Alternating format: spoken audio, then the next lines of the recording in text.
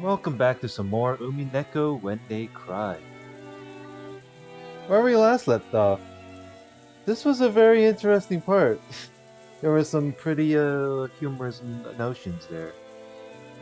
So, while they're in the prep of the Ushiromiya family conference of the sort, or the meeting of quote unquote, um, Erika Furuta decides to crash in for the party, and that's where they focus on their most priority of taking care of the guest. Also, you know, I gotta say Erica is, you know, interesting in a way. There's so far no crazy notions.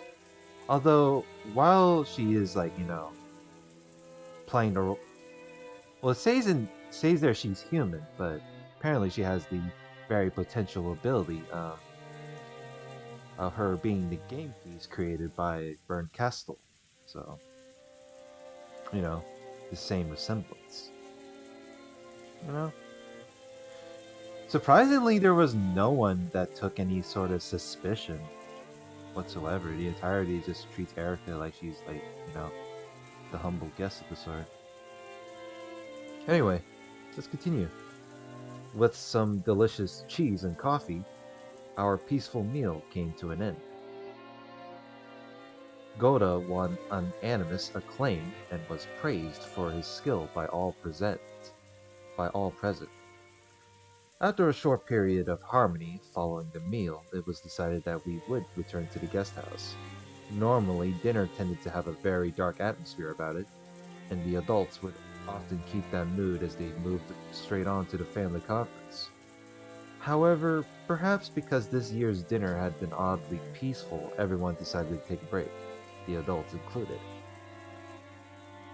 After eating, taking a bath, and relaxing while watching TV, I wonder if they'll gather again in the mansion with all this rain and resume that high tension family conference of theirs. I'd rather not think about it. Apparently, Aunt Eva was getting really worked up trying to convince the rest to start the family conference right getting really worked up trying to convince the rest to start the family conference right away. But it didn't look like many people agreed with her. They would probably call it quits for the night.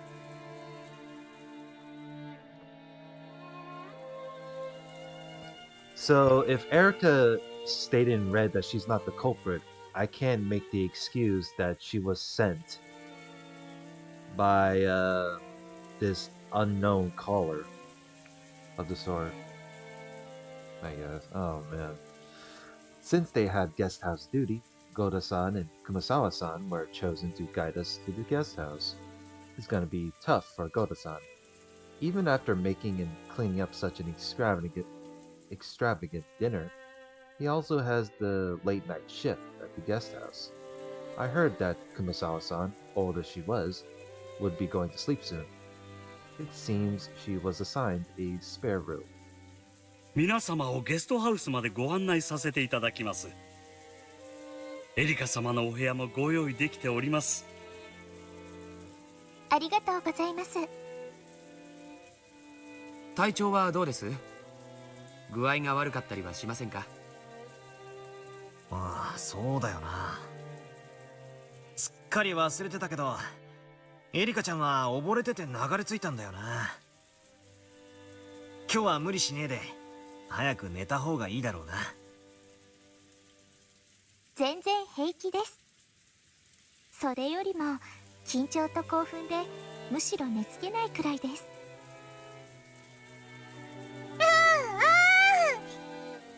じゃあ遊ぼう。みんなで遊ぼう。トランプしよう。 Maria latched onto her, giggling. This lack of restraint peculiar to youth was very much like Maria. However, we really should be concerned for Erika's physical condition now. マリア、トランプは私たちと一緒に遊ぼう。エリカお姉ちゃんは疲れてるんだってさ。トランプも好きですよ。一息つきましたらぜひご一緒させてください。やっ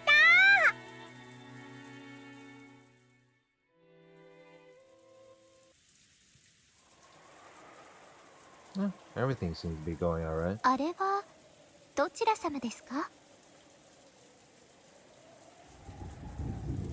As she passed through the lobby of the entrance hall, Erika stopped walking. When we saw what she was looking at, the rest of us also stopped. ああ、あちらは黄金の魔女ベアトリーチェ様でございますよ。黄金の魔女。何やってんだガキども。さっさとゲストハウスへ引き上げるぞ。Hey, there's nothing wrong with being curious around the entrance area of the lobby. Dad, Kiri-san, Aunt Eva, Uncle Hideyoshi, and Aunt Rosa all came over. The entire guest house party had gathered. However, Erika's gaze was captured by the portrait of the witch, and she simply stared at it for a while.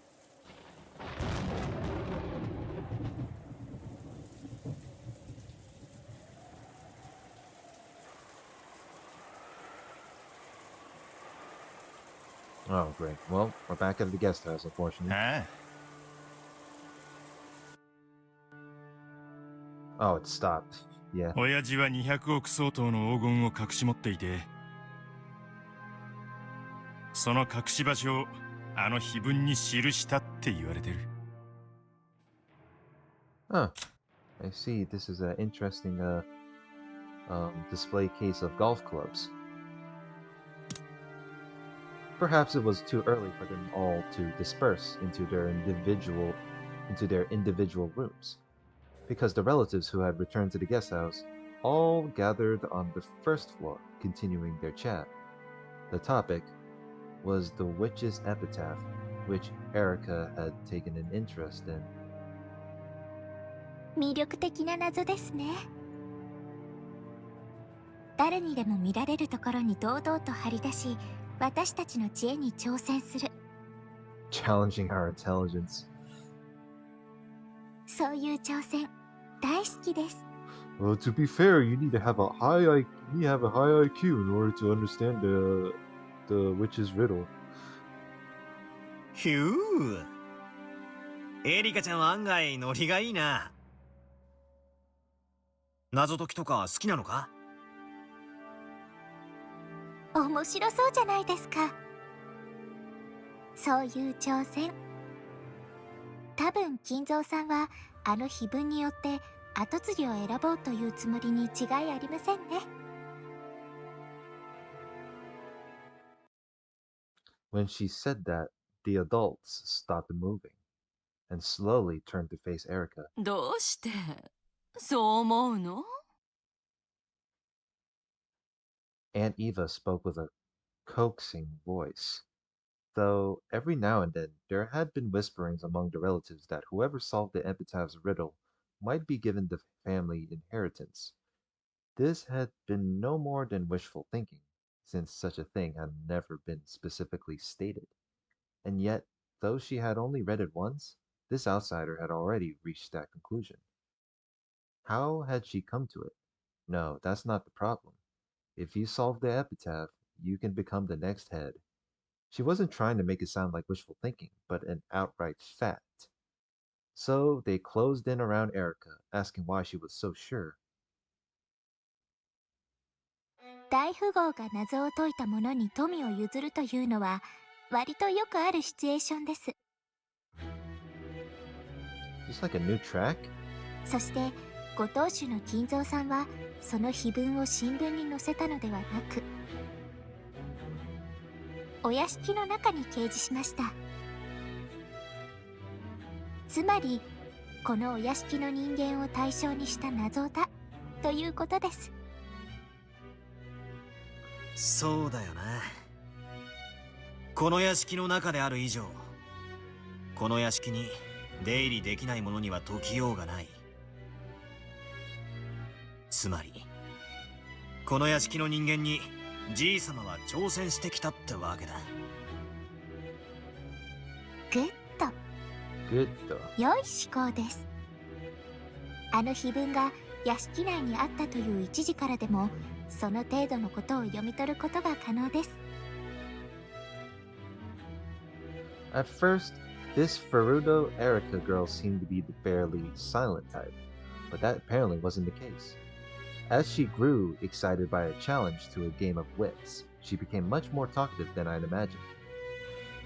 なるほどな。屋敷の中に碑文があるんは屋敷の人間に読ませるためってのは確かに道理や。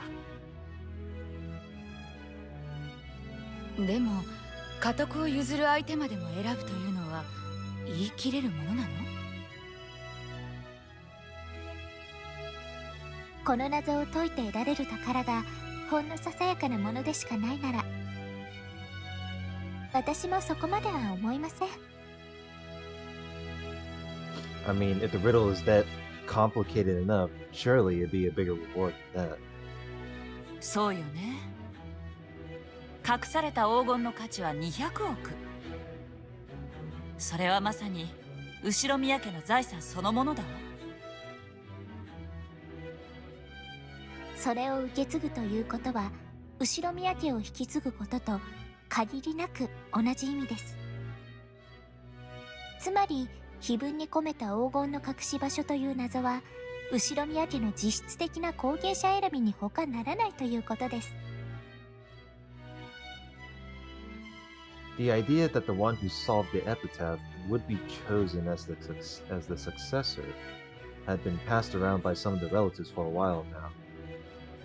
However, since it had never been specifically announced, it was nothing more than an optimistic dream. Thinking this, they decided to abandon all consideration at this point until the details were made clear.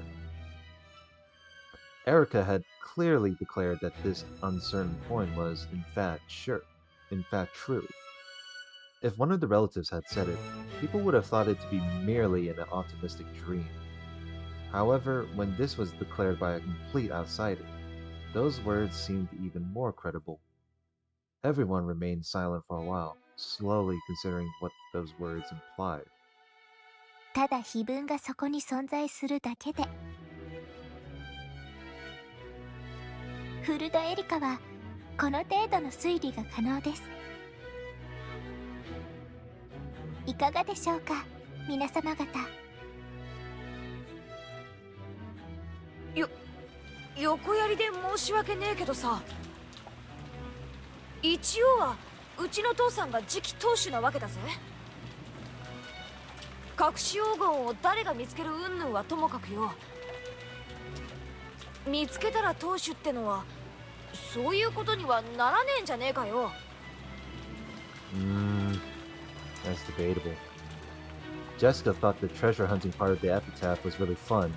However, she couldn't help but let her expression grow bitter once they started talking about undermining her father's position. 私の推理から演繹する限り、金蔵さんは次期当主のクラウスさんに円滑な当主継承を望んでいないと考えられます。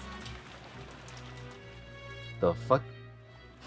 I know she has the potential of being a detective. What is she, a psychic? どうしてだよ。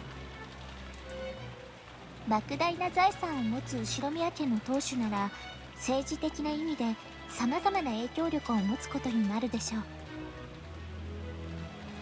う。ならば本来その継承は厳格であり、一切の紛れが入るべきではありません。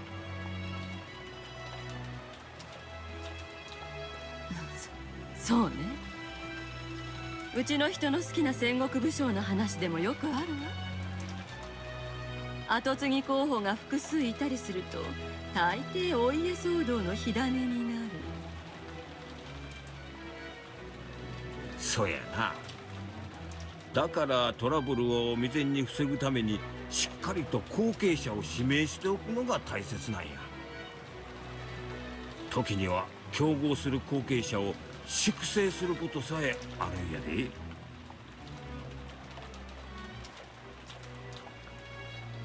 The Sengoku commander Hideyoshi admired. Toyotomi Hideyoshi made his son-in-law Hidetsugu commit seppuku, but it was rumored that he might have done this to make Hideyori, who was his real son and born after Hidetsugu, his true heir. In other words, naming a successor was a way to make it generally known that a single unique person would be acknowledged by everyone, and a way to remove any chance of another person becoming an opposing candidate. グッド。まさにその通りです。あのような碑文の存在はクラウスさんの次期当主の肩書きを危ぶませる意味しかありません。つまり金蔵さんがクラウスさんに当主を円満に継承させたいと願うなら、あのような危険なものをわざわざ人目にさらす理由がないわけです。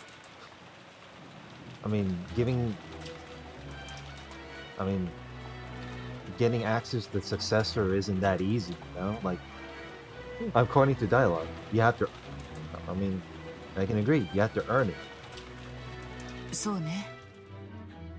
チェス盤をひっくり返せば確かにそう言える。当主は継承するけれども200億の黄金は譲らない。解けた誰かに譲るというのはおかしな話だわ。Kinzo would pass on the title of family head, but he would only give up the 20 billion yen in gold to the person who solved the epitaph. You really couldn't call this passing on the headship in the truest sense. そういうことです。以上の推理により、金蔵さんがクラウスさんを本当に後継者だと認めていたか怪しむことができるわけです。ただ碑文がそこに存在するだけで、古田エリカはこの程度の推理が可能です。いかがでしょうか、ジェシカさん。Look at the look on her face. She's really taunting. She's really trolling Jessica by now with that kind of look. なんだよそれ。何が推理だ。デタラメだ。こじつけだ。Jessica let her emotions lay bare and glared at Erika. Erika, on the other hand, looked exceedingly calm with an expression that said, "Well, that's just the truth, right? I see. It looks like table manners aren't the only way this girl is fitting for the Ushiromiya family. It seems she really does match the family, even when it'd be better if she didn't." まあまあ、落ち着けよジェシカ。エリカもそれくらいにしろって。He's like, "Come on, man. I'm pretty sure Erika is just joking around." まあその後継者云々の話は置いといてもやな。いずれにせよお父さんからのビッグクエスチョンやというのは間違いないやろな。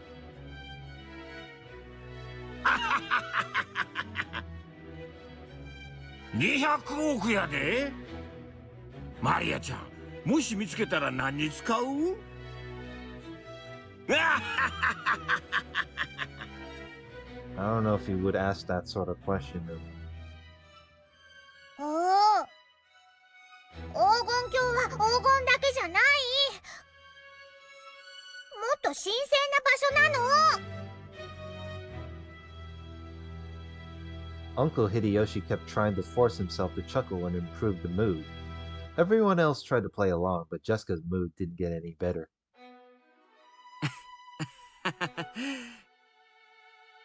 エリカちゃんも碑文の謎に挑戦してみたくなったのかい？はい。灰色の脳細胞がうずきまくりです。ですので、謎解きを早速始めたいと思います。What, man, talk about that dopamine flow, huh? George Aniki smoothly turned the conversation around.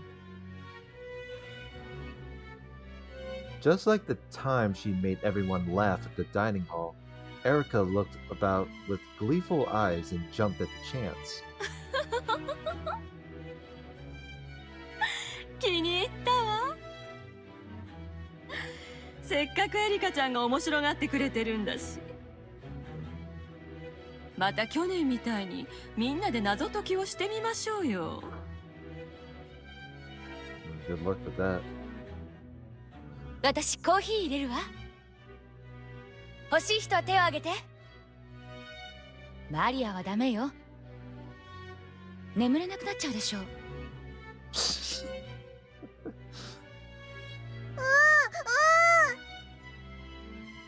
リアもブラック飲む。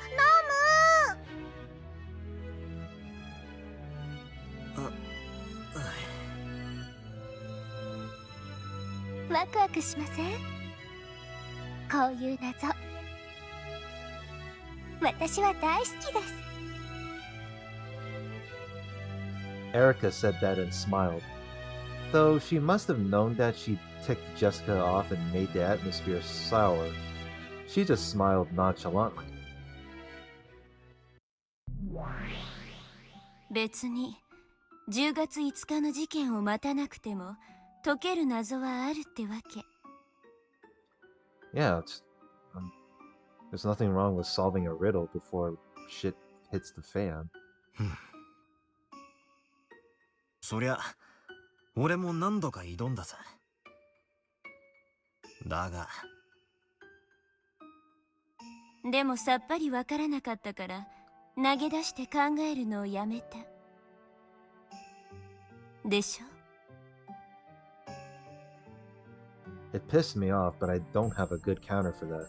After all, I don't get the epitaph at all. I don't even know what the beloved hometown means, much less the parts about the Sweetfish River and the key. Thinking that a few more hints would show up if I waited, I kept on waiting and just stopped thinking. あなたなりの答えは準備できてる？私が今から解いちゃうから。 To solve it. 何？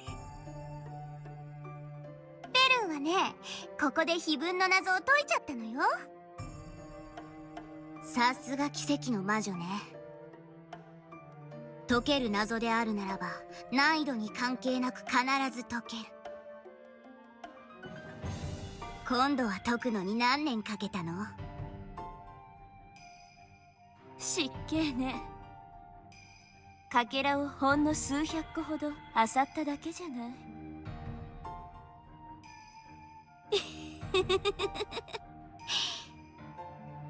やっぱり恐ろしいわ、あんたは。それは赤で答えをいきなり語るとかそういうインチキじゃねえんだろうな。安心なさい。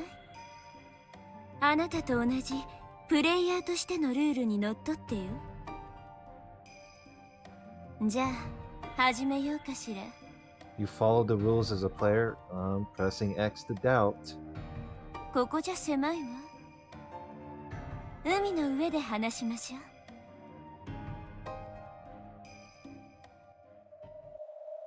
ケー。 Well, that was pretty sudden. 酔わないでね、パトラー。海って何の話だ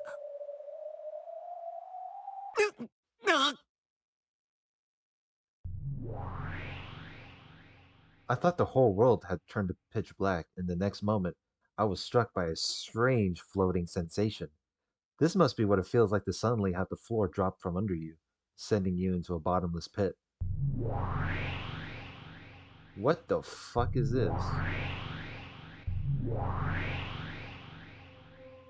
When I looked, I saw that the two witches and I had been thrown into a pitch black universe. In this space, every direction was covered in an endless darkness, and it felt like a limitless expanse filled with countless glittering objects. Some people might have likened it to the depths of an ocean where innumerable sparkling fragments drifted.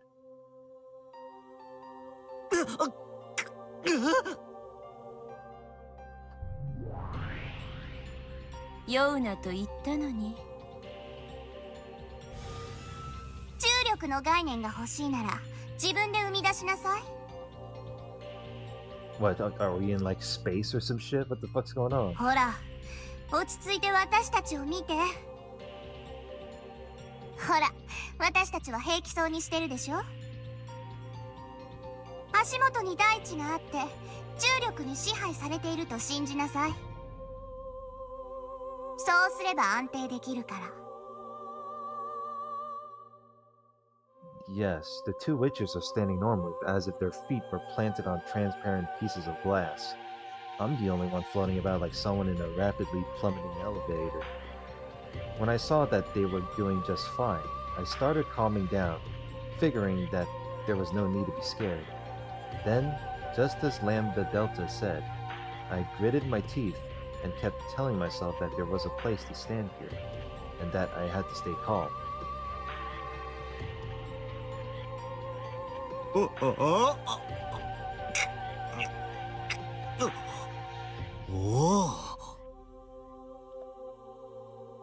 that was a long, hesitant dialogue there. お上手お上手。あんたの名前は？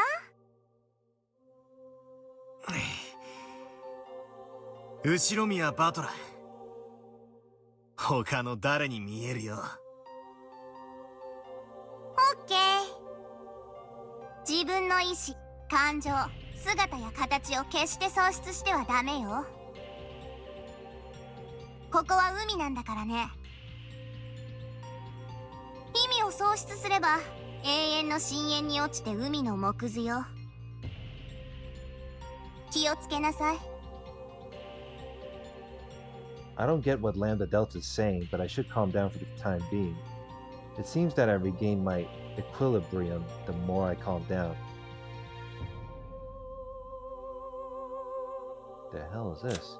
So this is what the ocean is like. Gradually, that weird floating feeling like I was falling forever began to disappear. It still felt strange, like trying to stand up straight at the bottom of a deep pool, but it was much better than before.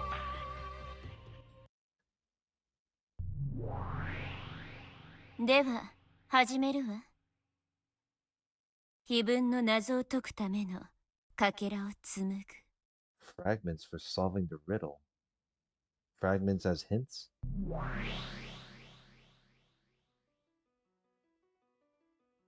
Fern Castle opened both of her hands.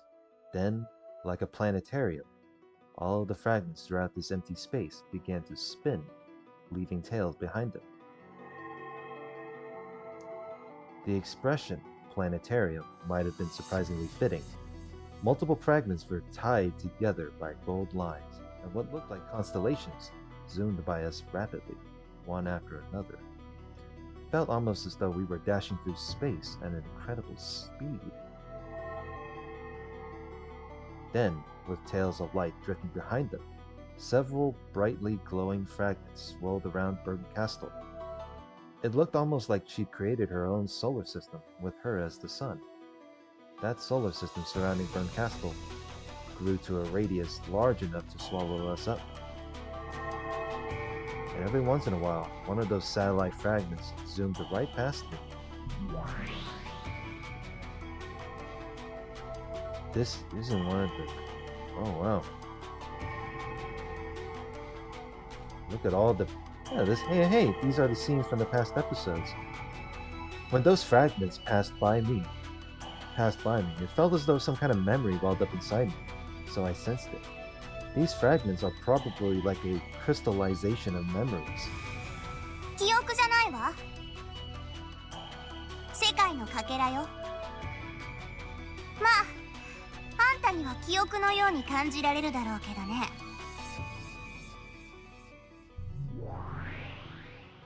では始めるわ。まずはこのかけらから。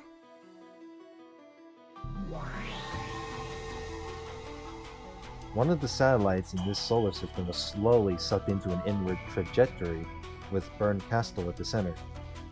After drawing a spiral and approaching her, it settled down on the palm of Burn Castle's outstretched hand. Then, it glittered brightly, painting over the world with pure white.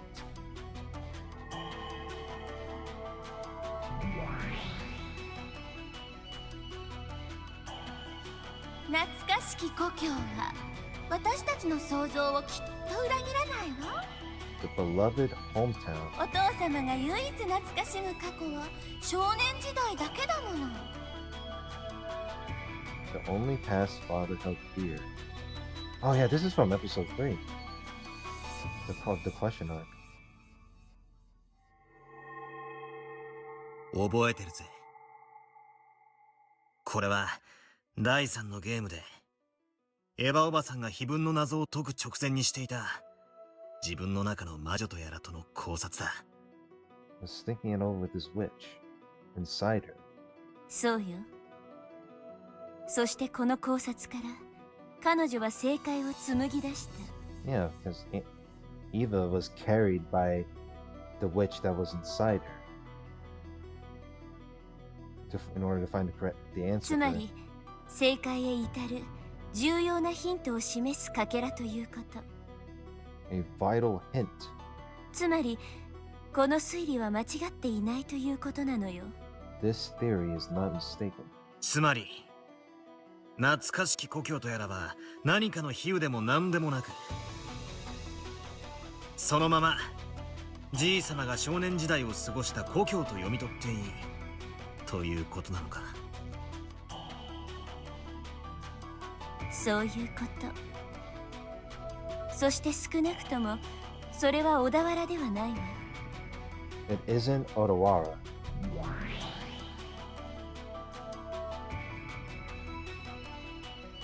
生まれは確かに小田原だけど、お父様が懐かしむ故郷は多分小田原のことじゃないわ。 That's the town that where he was born, but that's not the beloved hometown. それについては多分兄弟たちは全員同じ場所で認識してるわね。 So if that isn't the beloved hometown, then what is it then? そうね。多分小田原じゃないわね。聞いた話ではとても楽しい少年時代だったそうよ。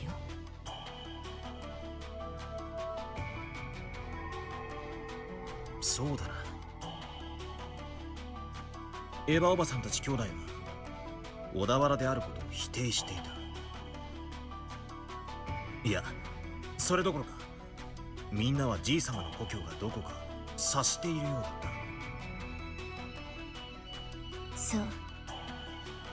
そして意地悪なことにそれがどこなのかはどのかけらでも語っていない。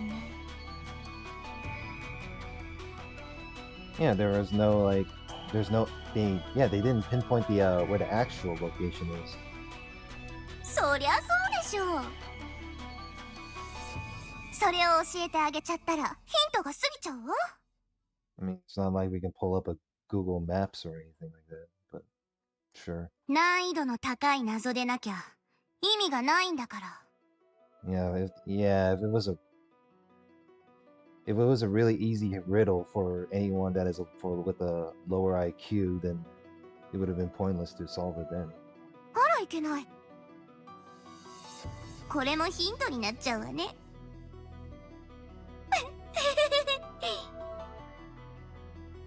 If it wasn't a hard riddle, there'd be no point to. Oh, that's a hint, really? That's funny. I'll keep that in mind. 一体じいさまの故郷というのはどこだったんだ。それがわからなくちゃ始まらない。始まらないから思考を停止したわけ。住み得た場所である以上それは有限の範囲内だわ。まあここが一番辛いところなんだけれど。お前は確か解ける謎である限り絶対に解ける魔女だったな。つまりお前はその有限の範囲内、つまり地球上の全てからじいさまの住んでそうな土地を全て想定して考えたのか。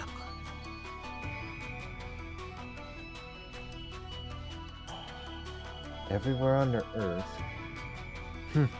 そうしてもいいけれど、それじゃあ時間がいくらあっても足りないわ。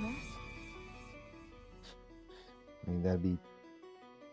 Yeah, because that would take some consumption of time. だからさらにヒントを加味して答えを絞る必要があった。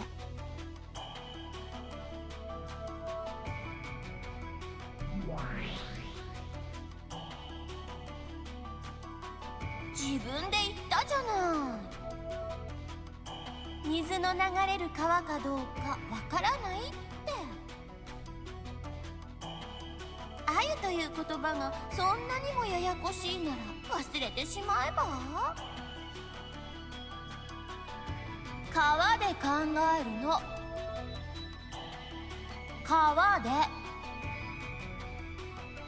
家系図という連想は悪くないわ。その要領で川から連想するものを他にも考えてみて。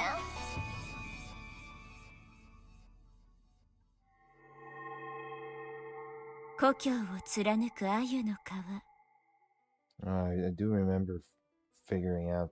I do remember having a hard time with that one. しかしその川は本当の意味での川ではない。Wait, hold on. So you telling me that the river isn't so the river was a lie? エヴァは川から連想できる他のものを考えたわ。そうだな。しかし川じゃないなら鮎って何なんだ？ Why is it called sweet fish though? Does it have, if it's sweet, can it be like any fish? Or can we just forget the part and just be like, oh, you know, it can be like any sort of river that's linked? 考えなさい。Alright. 故郷を貫く川。でも水の流れる川じゃないわ。川のようにも例えられるもの。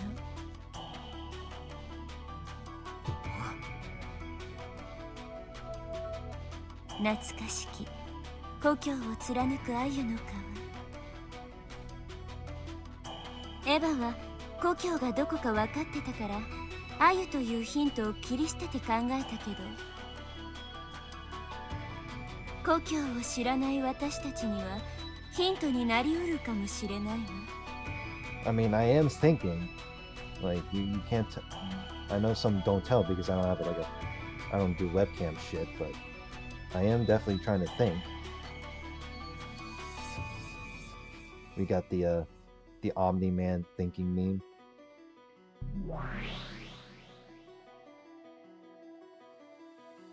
鮎の川に悩みすぎたわ。鮎なんて大した意味ないじゃない。そんなことないわよ。立派なヒントだったじゃない。まあ確かに鮎である必要はなかったかもね。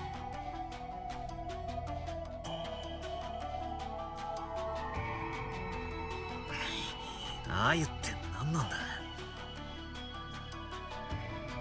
川が言葉通りの川でない以上、鮎だってもちろん泳ぐ魚を意味したりはしないはずだ。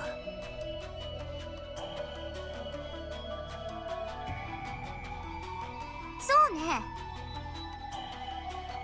その上ローザに至っては鮎に大した意味はないとまで言い捨ててるわ。その一方でエヴァは鮎である必要はないが立派なヒントだったとも言っている。つまり鮎は何かを想起させる鍵だということ。It was important for them to be sweet fish, but it was still an excellent hint. The word sweet fish is a key. その何かが他の単語であっても想起できるなら、エヴァの言う鮎である必要はないがという言葉につながってくる。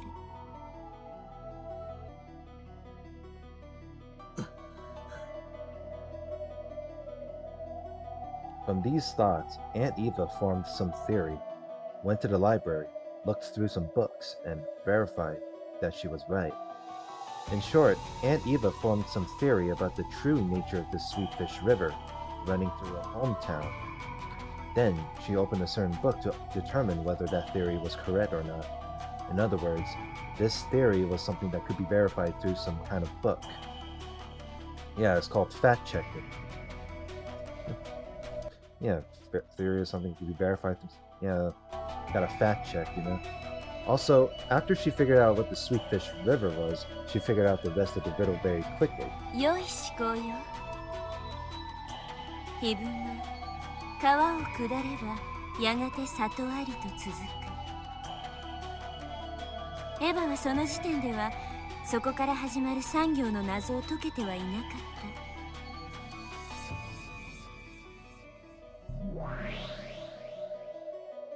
た。Back to the library. 里って何？里ってどういう意味？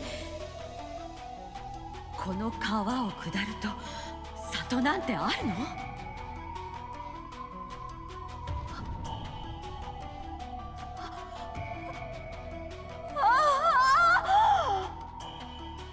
？Then she figured it out right before my eyes. The pieces that I hadn't been able to understand at all began to snap into place, all by themselves. The pieces of the puzzles has come together. I couldn't even remember to close my open mouth. My throat grew completely dry. Is it really okay for this to be the answer? Really? Really? つまり故郷を貫く鮎の川が分かれば自動的に川を下れば里あり云々が分かって黄金鏡の鍵が手に入るってわけだ。そういうことよ。エヴァもその書物を読んで確かめるまでは川を下った里のことは分からなかったみたいだし。くそ、その書物って何なんだ。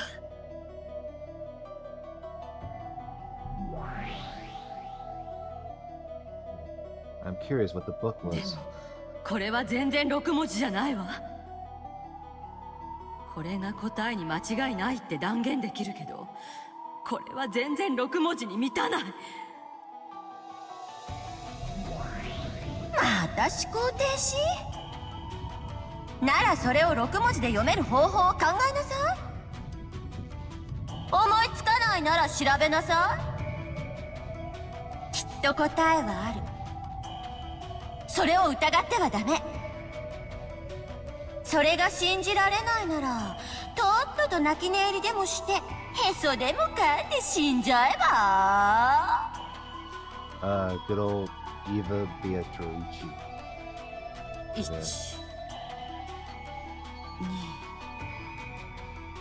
3、4、5、6。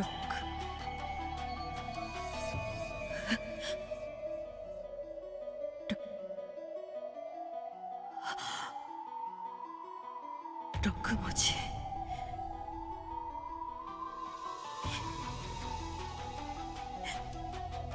見つけた。これが黄金鏡への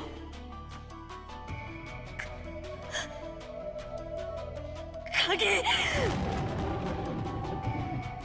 The key to the Golden Land.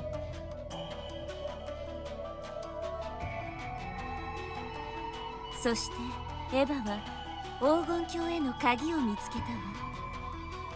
Just from finding the 6 characters? ああ。そしてその鍵というのは6文字の何か。言葉か数字か文字列なんだ。It was some kind of word, number, or string of characters. It was 6 characters long. Well, it's got to be a word. There's no way it's got to be a number. But そういうこと。鍵の正体が6つの文字だと分かれば、第一の番の意味がだいぶ分かってくる。6 characters.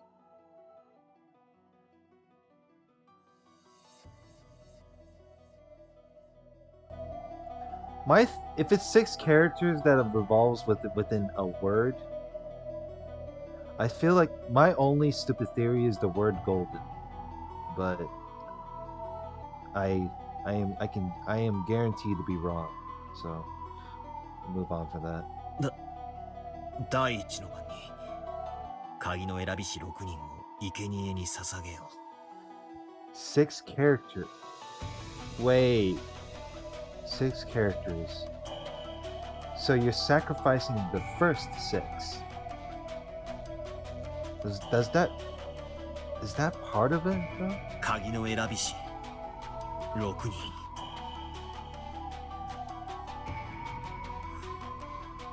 6文字。 In other words, it means to sacrifice the 6 characters chosen by the key on the first Twilight. Oh... What? この鍵がある特定の6人を指し示す。いえ、ある特定の6つを指し示すというべきね。もしこれが文字通りに生贄を捧げろという意味でないならば、例えばアナグラムかもしれないわ。アナグラム？文字遊びのことかね。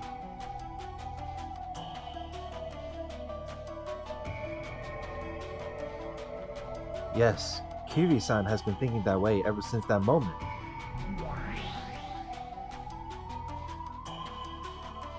第2の番に残されし者はとある。 Those who remain. ということは、少なくともその何かは有限の文字数なのよ。そこから6文字を抜いて残った文字で話を進めろと読み解けるわ。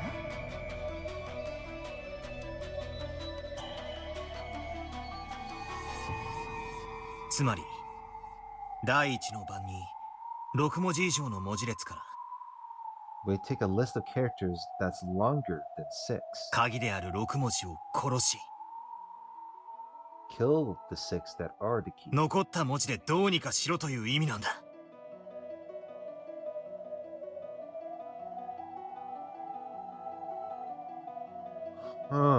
そういうこと。ただ当時の切り絵も言ってる。ならば何から6文字を殺せばいいのか。その殺す大元の文字列がわからない。On the first Twilight, kill the 6 characters that are the key. On the first Twilight. つまり第一の番という時点でもう何かの文字列が存在するということなのか。しかし第一の番じゃ4文字しかない。他の読み方か。 Could it be something in English? Is it something to do with... Oh, no. Wait, if it's longer than 6 characters? Or does it have to be like within like kanji and hiragana wise?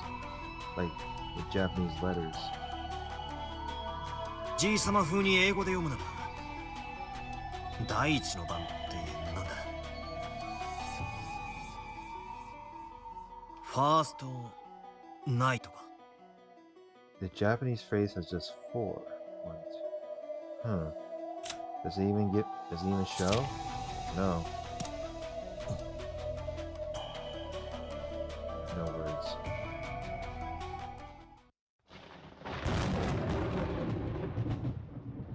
グッド。バトラさんのその考え、なかなかです。鍵の選び師6人の生贄を6文字の文字列と読み解く。Interpret the 6 sacrifices chosen by the key as a string of 6 characters. 柔軟な発想だと思います。鍵が鍵の形状をしたものとは限りませんから。Oh, now we're actually going through that See, I thought the first 6 that gets killed off is like randomized within the question arcs, but now we just figured out, you know, part of the you know, do I really gotta go through the nah, I'm pretty sure I've reread through the epitaph like so many times. Offered the first 6. No. アナグラムの可能性は私も考えてたの。そういや、以前そんなことを言ってたな。しかしだとしたら何から6文字を抜くんだ？そうね。6文字も抜く以上、それ以上の文字数だわ。第1の番を6文字以上にどう読み解けばいいのかしら。お父様のセンスならやっぱり英語なのかしら。行き詰まるようなら先に第2の番に進みヒントを探してみましょう。残されし者は寄り添う2人を引き裂け。So we already got through the first Twilight part. Second Twilight. 残されし者は6文字を抜いた後に残った文字だと考えてよいでしょう。Those who remain. となると、寄り添う2文字とはどういう意味になるんだろうね。Two characters that are close. そうか。When I think of two characters, see that's the thing though. When I think of two characters that are close, does that mean like two people that are in like close relations with each other? わかったぜ。つまりはこういうことだ。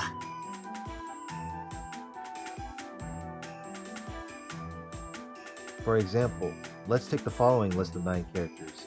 1, 2, 3, 4, 5, 6, 7, 8, 9. Then, let's say that the 6 characters offered as sacrifices are 1, 3, 6, 7, 8, and 9. In this case, we erase the aforementioned 6 characters from 1, 2, 3, 4, 5, 6, 7, 8, 9, and get...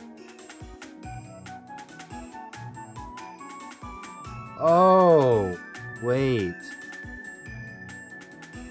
So...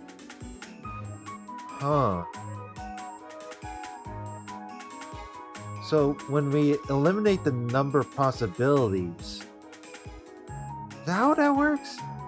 Then the two different numbers that are close to each other gets taken out as well.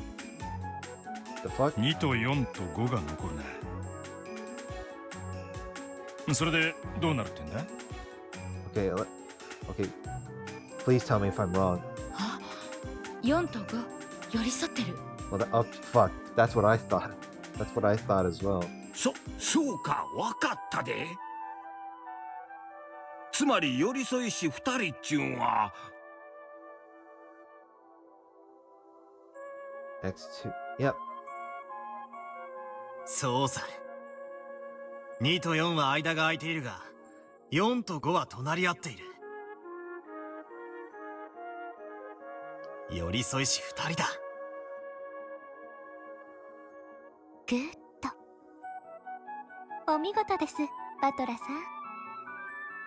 引き裂くという意味が4と5も潰せという意味なのか、4と5の間を開けと言っているのかは分かりかねますが、その着眼は良いと思います。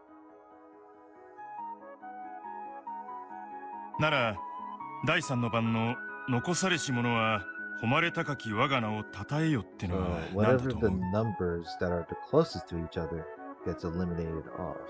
文字遊びである可能性が高い以上、それもまた言葉遊びの可能性があります。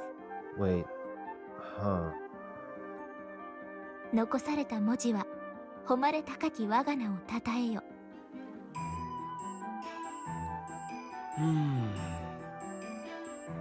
難しいね。どういう意味だろう。どなたかわかる方は？私は多分わかっちゃいました。You think you do? That's what I want to know too. 何教えなさいよ。これもアナグラムか。Another anagram? またしてもグッド。バトラさんはなかなか発想が柔軟です。I guess in translation, whenever Erika says good though, it means that's correct. So. アナグラムって文字遊びって意味だよね。ということは、つまり残った文字を入れ替えると何かの単語ができるという意味じゃないかしら。だな。とすると、ちょいと勇み足な仮説だが、俺は第一の番に間引く大元の文字数は11文字じゃないかと想定する。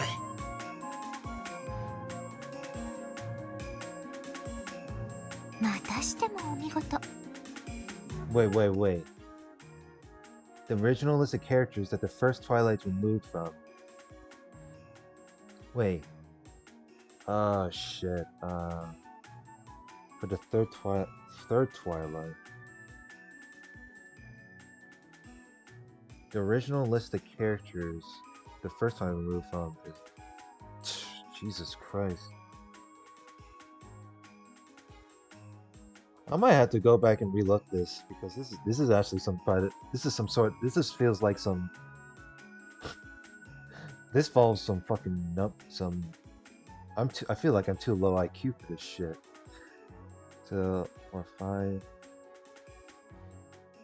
Huh. The original list of characters the first Twilight's removed from is 11 characters long. What the Huh. 私も同じ見解でした。どうしてよ。どうして11文字なんて言えるんや。I questioned that too. 生贄を一人殺すというのは、文字を一文字潰すことを意味すると思われます。第二の番の引き下げを、とりあえず2文字の間を開けという意味で解釈した場合なら11文字。この引き下げが2文字を潰せという意味なら13文字になると想定されます。なぜなら、その後の第4の番から第8の番にかけて5回殺せという記述が出るからです。The word kill appears 5 times. そして、その次の第9の番で誰も生き残れないと書かれています。魔女が蘇るって部分をとりあえず無視するなら、これは第一の番に6文字潰し、寄り添った文字を割いて、さらに5文字潰したら、ぴったり文字がなくなるという意味ではないかと考えたんだ。Yeah, that would mean that there would be no possibilities left.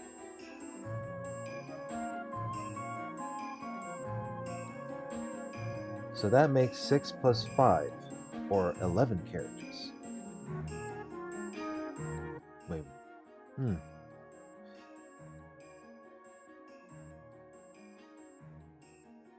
So 6 and the 5. Wait. So if that relates to the hell? So if Tyrion part the two who are close in the second Twilight means to kill both of them. That makes 6 plus 2 plus 5. Or 13 characters.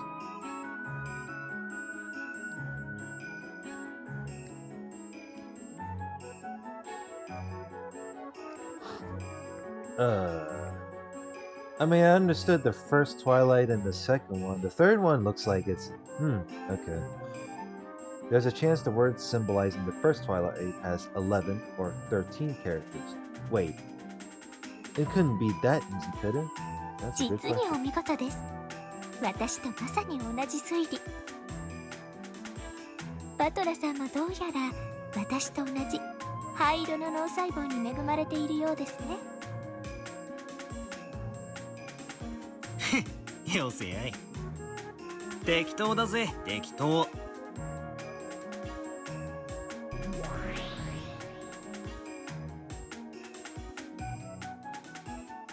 Yeah, I thought Battler is supposed to be incompetent for a meme. おいおい、なんだよこれ。駒の俺は随分と頭が切れるじゃねえか。おかげで俺の推理する出番がねえぜ。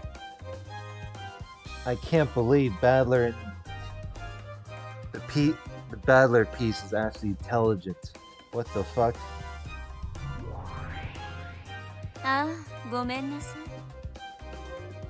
バトラはこの時不在だったから、私の方で勝手に駒を操らせてもらったわ。切れ者っぽくていいでしょ。あ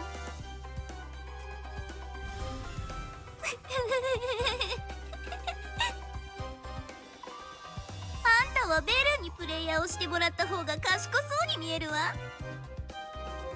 プレイヤーは降りて駒に専念した方がよくない？ I joined in on this game partway through, well, after the first murders occurred on October 5th. That means the piece called Me was controlled by the player, Berncastle. So I guess that means it's possible for Berncastle's reasoning to be announced through my quote-unquote mouth.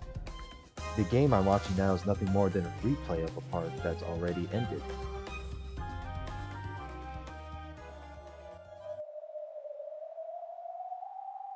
However, that's probably good enough for now. After all, this Berncastle-sama is going out of her way to solve the epitaph for me. I'll watch closely for now, and I'll try to find out what it means.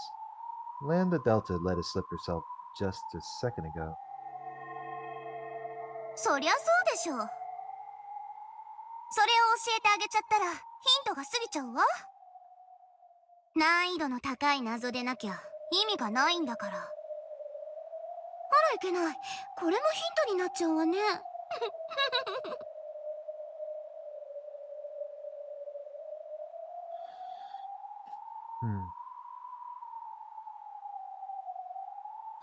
Well, thinking this is good enough for me to stop it from here. We're over an hour in. But yeah, this part might as well be my attempt of understanding part of the epitaph. You know, it is a slow process of learning after all. So, with that said, next part we will continue on more of this theory, the more reading through of the theory crafting of the sword. Like, comment, and subscribe, and I'll see you guys later. Have a good one.